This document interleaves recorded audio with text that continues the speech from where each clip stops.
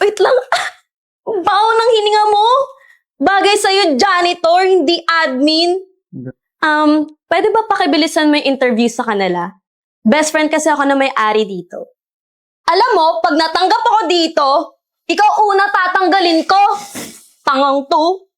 Oh, hindi na kita interviewin ha. Kasi kilalang kilala na kita. Like what I expected. Pare, saan ka pa galing? Sa Paco pa lang ako. Ikaw, taga saan ka ba? Dito lang din ako sa Manila. Malapit ka lang din, no? Nakita ko tong hiring dito sa company, kaya sinubukan ko. Ako nga din, pero kinakabahan na nga din ako eh. Sigurado naman, matatanggap tayo eh. Sana nga, no? Anong ginagawa niyo dito?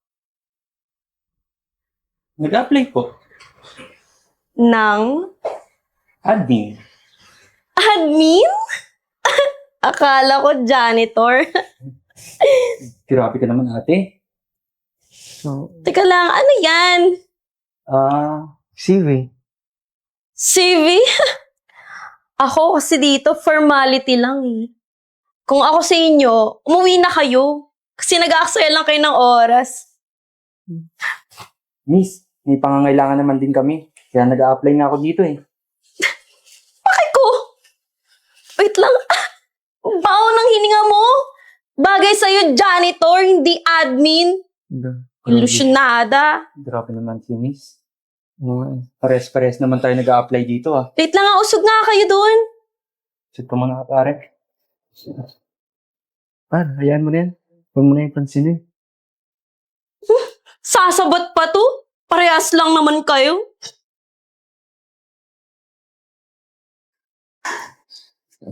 Excuse me po.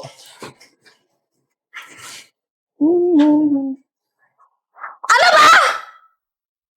Patanga-tanga to? Ay, well, janitor lang kasi. Kaya ang tanga-tanga mo. Ma'am, sorry po. Porkit janitor lang ako, ginaganto-ganto mo na ako. At least ako, binubuhay ko yung pamilya ko na marangal. Sumasagot ka pa. Alam mo, pag natanggap ako dito, ikaw una tatanggalin ko. Tangang to. Doon ka na nga.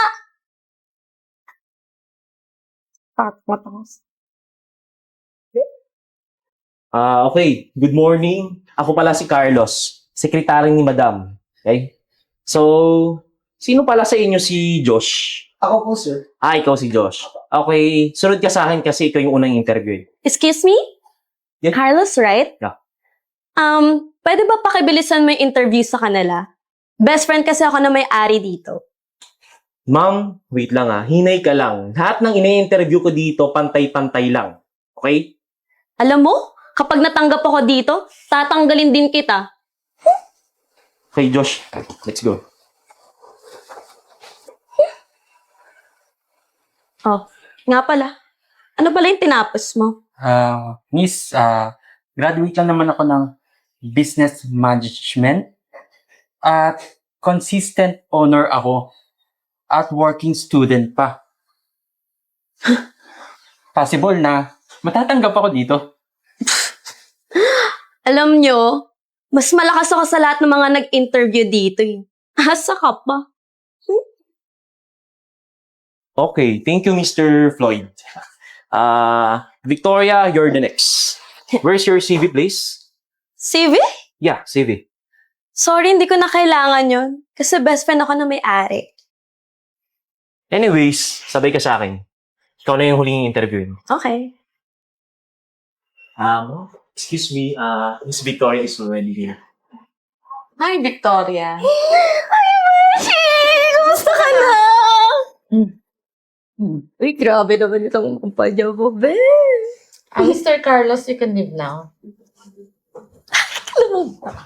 Oh, hindi na kita interviewin ha. Kasi kilalang kilala na kita. Like what I expected. Alam mo, Beshi, ang tagal na natin walang selfie. Tara, mag-picture tayo kasi papakita ko to sa mga interviewers sa labas. Sige. Ayan! Perfect! Uy, thank you Oo naman, ikaw Message pa. mo na lang ako kapag ako na mag-handle dito. Sige. Bye! Bye-bye! Bye.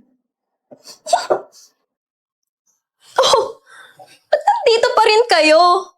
Nakikita niyo ba to?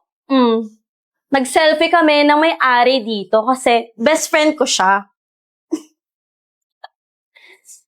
Ay, nag-aaksaya lang kayo ng oras. Ayun. Hello guys. So, kilala nyo na naman si Miss Yuki, no? So, may napili na. Gagawin ni Miss Yuki, sasabihin sa inyo kung sino yung mga nakapasok. Congratulations! 2 ang napili kong qualified para sa position. Bakit 2? Kaya ko naman mag-isa yan. Mr. Josh, Mr. Floyd, pwede na kayo mag-report sa admin. Akala ko ba best friend mo ko? Kilalang kilala mo na ako. Oo, mag-best friend tayo. Kilalang kilala kita. Kilala kitang tamad, irresponsable, at mayabang. Ganon? Di friendship over! Anyways, mag-report na kayo sa HR para makapag-start na kayo for tomorrow. Thank you. Thank you, ma'am. Thank you, ma'am.